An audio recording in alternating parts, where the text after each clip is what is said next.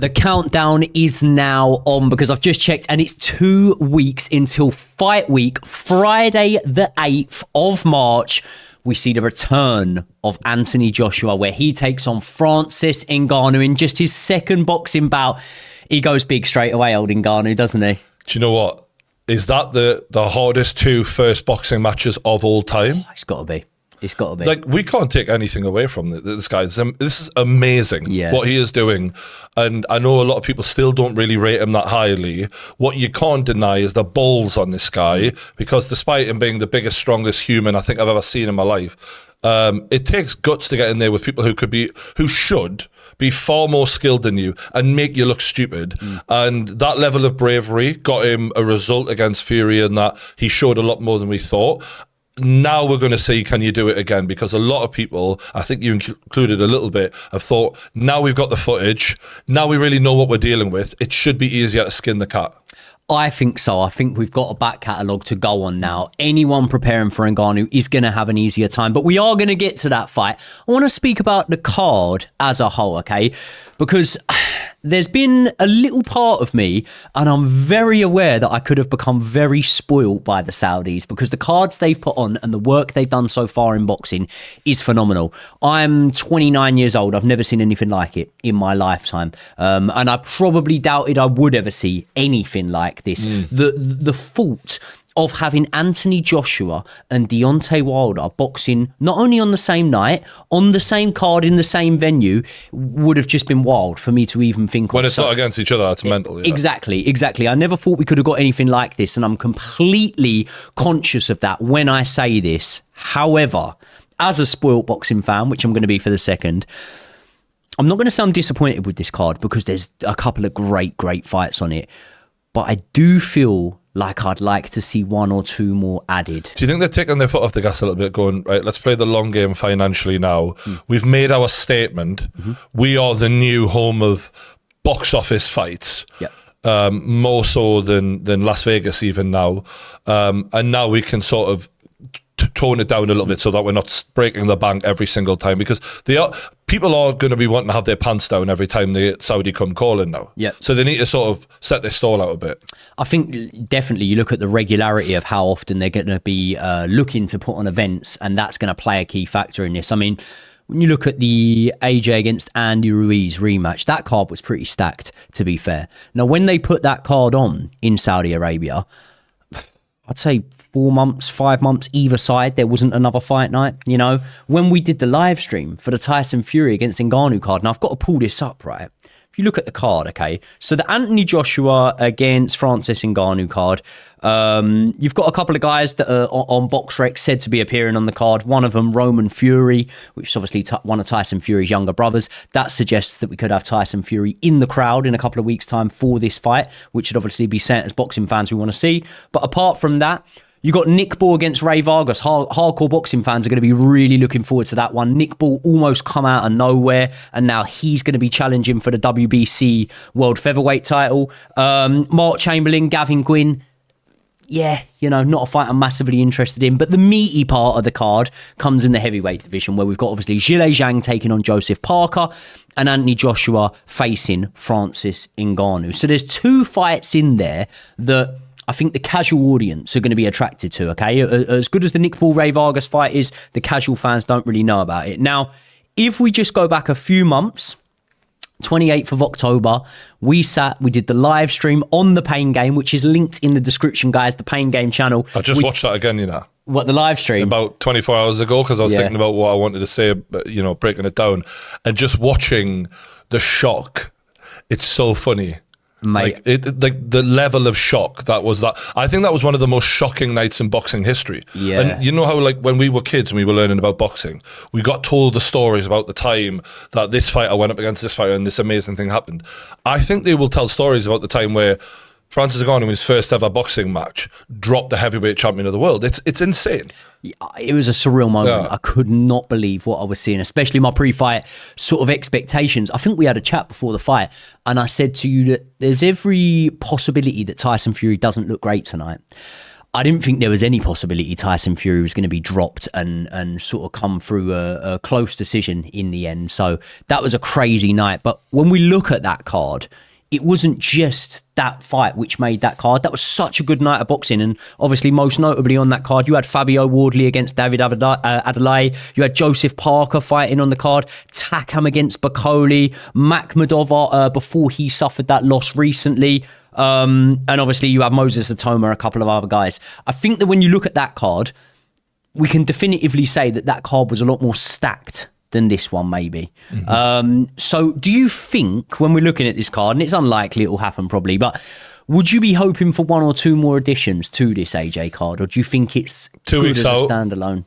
No. I don't think it's happening. I think part of the problem is, remember that Usyk Fury was supposed to happen in February. Yeah. So what they're thinking is, we don't need a stacked March. March is your dessert.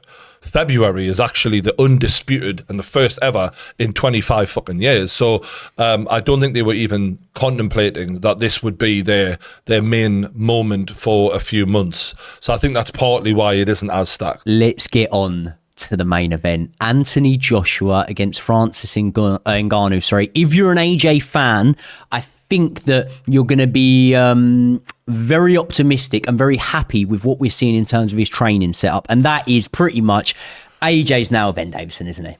Oh, yeah. That's what we're seeing, because there was a point, even after the latest win, where we were questioning, is Derek James still going to have some sort of involvement, you know? And You're not changing a winning formula. No, he's flip-flopped about a little bit when it comes to training setups and training teams.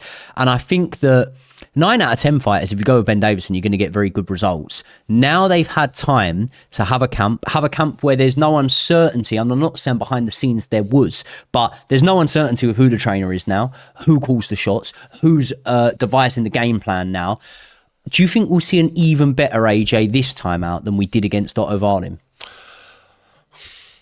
I think AJ's, a lot of people talk about AJ as like a work in progress, and I get, like, he didn't have the like huge amateur career, even though he was in the Olympics. It wasn't like as long as what a lot of people have, like Usyk, for example, to level up.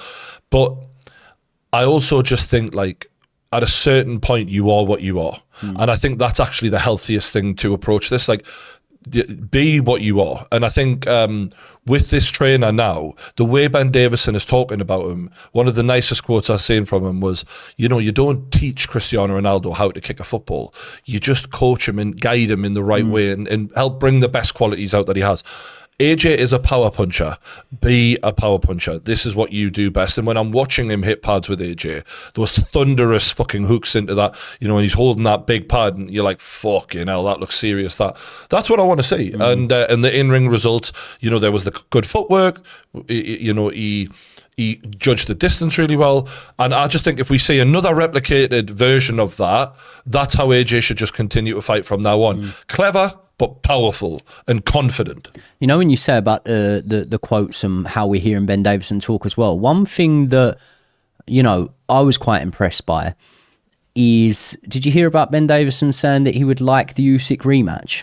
And context is everything, because if, for example, AJ had said that, or let's say Robert McCracken had said that, you know, after the first fight, which obviously they did get the rematch, but let's say another coach had said that, you're sort of sat there thinking, mate, you got beat over 24 rounds quite comfortably. When Ben says it, I'm a little bit like, oh, do you know what? I'm a little bit more intrigued for that fight than I could have potentially been. And it really does go to show just how good Ben Davison rates AJ as being. And I think that's something that's very, very important, you know, because I think... Does it say what Ben Davison thinks about who's winning versus Usyk and Tyson Fury? Because if you think Fury is going to win that, are you saying we want the Usyk rematch? I don't know. Well, look, there is an elephant in the room here. And listen, Francis Ngannou has already, in his eyes, probably crashed the party once, and he could be looking to come and do it again. But one thing that we're hearing, right, is that if AJ comes through against Ngannou, and let's say Tyson Fury comes through against Usyk, right, then it's a big if. But if that was to happen, then we're hearing pretty much fuck the rematch clauses. It's so Do you know true, what I mate. mean? And I can't even His argue it, Excellency mate. is going to give Usyk a fat check and be like, bro, love you. You're going to come back. Yeah. Right now, the world wants to say AJ Fury. Sorry, bro. Mate, it's fair enough. If I'm His Excellency, I'm just slipping the brown envelope to Usyk saying, have you heard of Hergovich? Yeah. So, yeah, I think that could happen. If it does happen, we got to speak about this, man. There's a big moral dilemma, isn't there, in the corner? If you're going into that fight with Ben Davison, who knows Tyson Fury inside out. Let's remember their relationship, right, wasn't completely professional, and that's it. You know, we see a lot of boxing trainers who. Ben was living with him. Ben was living with him, and Ben was with him when he went through. He had him on the fucking sofa when he was fucking going through his mental health episode. Yeah. Like, he helped them go from 400 pounds to 300 pounds. Like, that's more than boxing training. That's life coach. That's brother. That's like real close friend. But the bottom line for me is Fury left him. He didn't leave Fury. He would never have left Fury.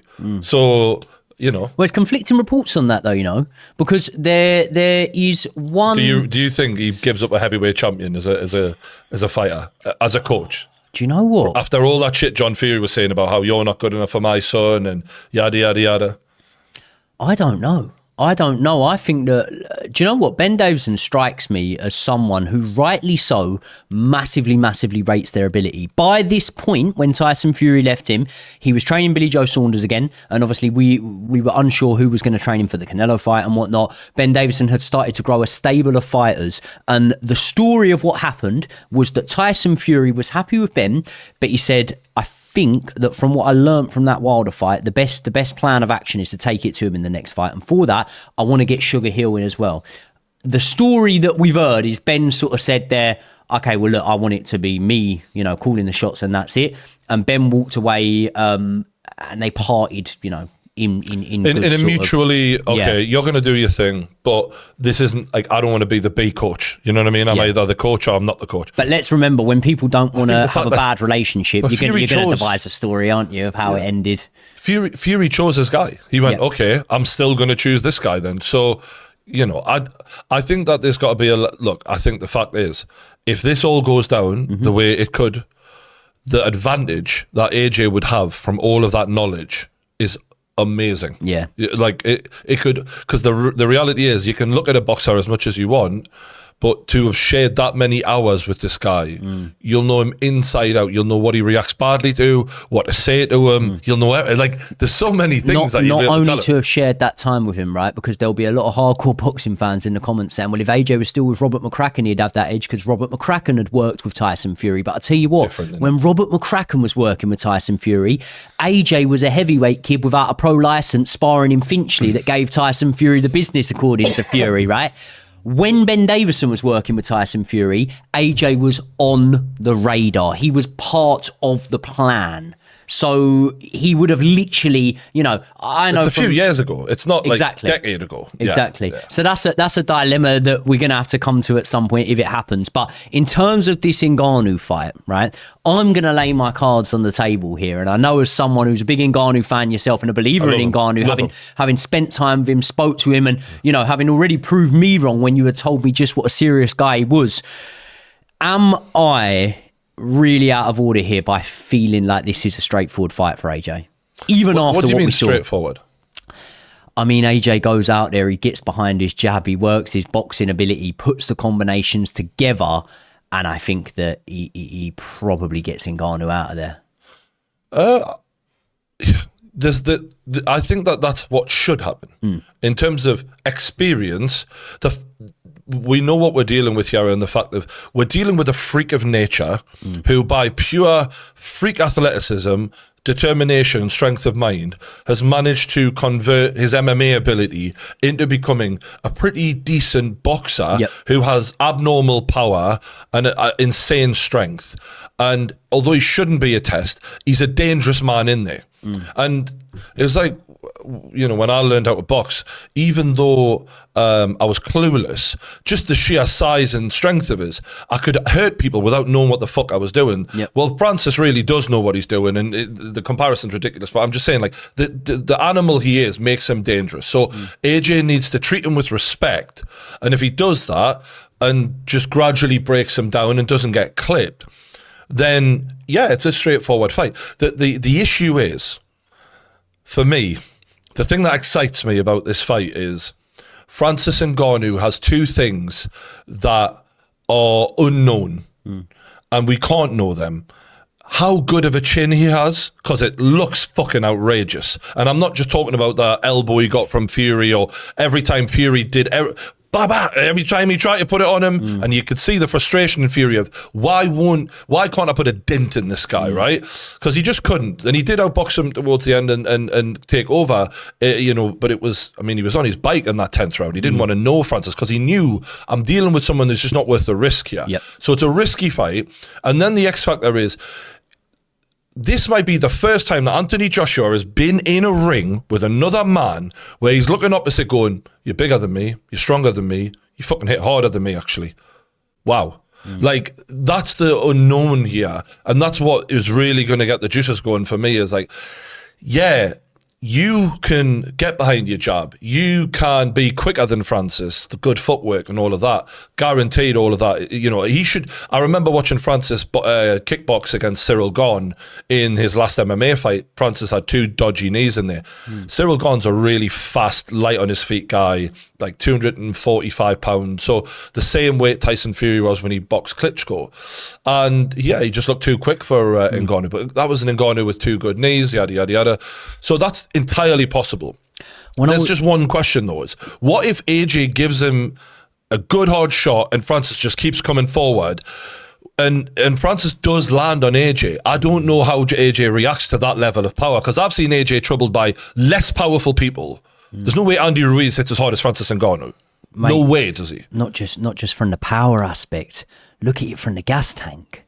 Francis Ngannou's definitely got a better gas tank than Anthony Joshua. We've seen him. I don't know if you're right or wrong. That's the question here, because Francis had quite a good gas tank against Fury, didn't he? And he's 280 fucking pounds, mate. AJ is 2 stone, 30 pounds lighter than Ngannou. Well, the way I look at it, obviously, in fights that AJ, hasn't had the pressure put on him, his gas tanks looked all right. But my God, I've seen a lot of times when AJ's been blowing out his arse, man. It comes to the territory. When you got that sort of muscle mass on you, it can happen. And I do think that if it does become a grueling fight, yeah, of course, it's definitely going to favour Ngannou. I just think, and again, like, I'm completely understanding that these clips can be pulled up to bite me in the arse if something different happens. But I just think that going into this Ngannou fight now, it is an easier task to prepare for. You know a little bit more what he's offering.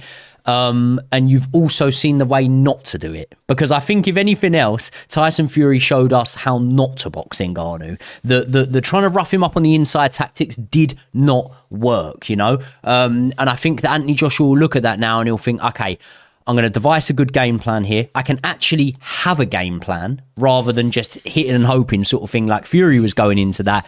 And I think it will work in his favour. But when you say what worked, though, I'm not sure we've seen what worked. Like, as in, like, and I'm not saying you have either. Like, I think jabbing and moving was the ultimate thing that Fury resorted to.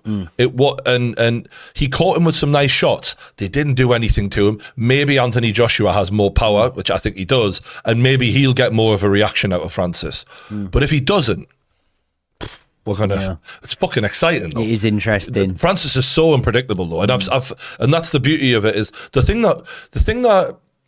the great thing for Francis that we did not see in that first fight is Francis barely threw the right hand. That's his best shot. And it really was underutilized because Francis was almost too careful, too calm in there. He wasn't trying to, unload the clip in him, and he was very aware, I need to get to this finish line because if I do gas, I'm fucked. But when we go right hand for right hand, if AJ starts playing that kind of game, I would bet more on Ngannou's chin holding out than I would AJ. So I think AJ has to be very, very clever. Can you see a world where we end up some way or another with a fight between Francis Ngannou and Alexander Usyk? I'd be more surprised. I'd be more surprised if Fury AJ happened than Ngannou Usyk, because I think Usyk, for me, I'm absolutely banking on him beating Fury, and I think that the odds of Ngannou upsetting AJ, ironically, this is mental to come out with. I'm so, like, this is so ridiculous to even say, right? Because the idea of Fury beating Usyk should be far more believable. But for me, I've played that fight out quite a lot in my head. Whereas I think because Ngannou's so unpredictable and hard to prepare for, and sometimes it's heavyweight boxing, we like to overcomplicate things, because at the lighter weights we can do a lot more technical analysis because it is more about technique, speed, and all of that. At heavyweight, sometimes, look at the Pulev fight. It came down to who hits harder and who can take the shot better. It was really that simple and straightforward. And it turned out AJ hit harder and he could take the power of Pulev better. It wasn't like this big technical war. No. And that might happen against Ngannou. And if it does happen, AJ is in trouble. So I think he needs a lot to just be clever. I'll tell you what, if it does come down to who hits harder and who takes a shot better, I'll be very happy going in as a Tyson Fury fan to the Fury against Usyk fight, because I think when we're going on, foot speed, in and out volume, a lot of that favours Usyk. So if Tyson Fury, if you were right, for example, and Tyson Fury doesn't come through this fight with Alexander Usyk, do you think we still see the Tyson Fury AJ fight? Because the option there on the table would potentially be AJ goes and looks to avenge the 2 losses to Usyk, or he can get in there with Tyson Fury. I'd much rather see Fury AJ, yeah. I've got no interest in seeing Usyk AJ, really. No. Like, I just think we've seen it for 24 rounds and it was very much a carbon copy of the first fight. So yeah, and then, do you know what? If you go in there and beat Fury, if you're AJ and you beat Fury, then the appetite for Usyk is like, oh, he's won all these fights, and like I'm not suggesting Ngannou's going to beat AJ. Like, I'm not saying that's my prediction. I'm just saying I can imagine it. You know what I mean? Just because it just takes one shot from a Francis Ngannou. He's a scary guy like that. But yeah, that's definite road of possibility. I think as fans of British boxing, me and you, I don't really give a shit what happens, actually, as long as I get AJ Fury. Yep. I want to see those two settle the fucking score for history.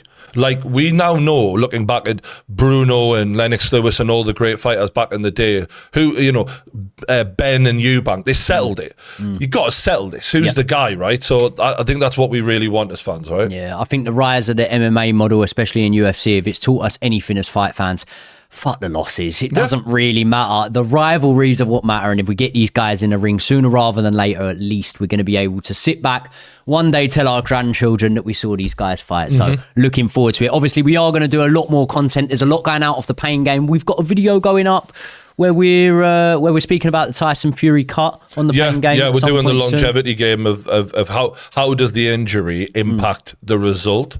And we're also going to be doing a live show for Ngannou versus AJ. Yeah. So a lot more to come out of there. That is linked in the description. Thank you once again to my good friend Brian, the True Geordie, for joining us. Let me know your thoughts in the comment section below. Am I overlooking Francis Ngannou here, or do you think it's quite straightforward for AJ? And also, out of Zhilei Zhang and Joseph Parker, who do you make as a favourite for that fight? I look forward to reading all of your comments. I'll try and get back to as many of you as I possibly can, and I will see you all in the next one.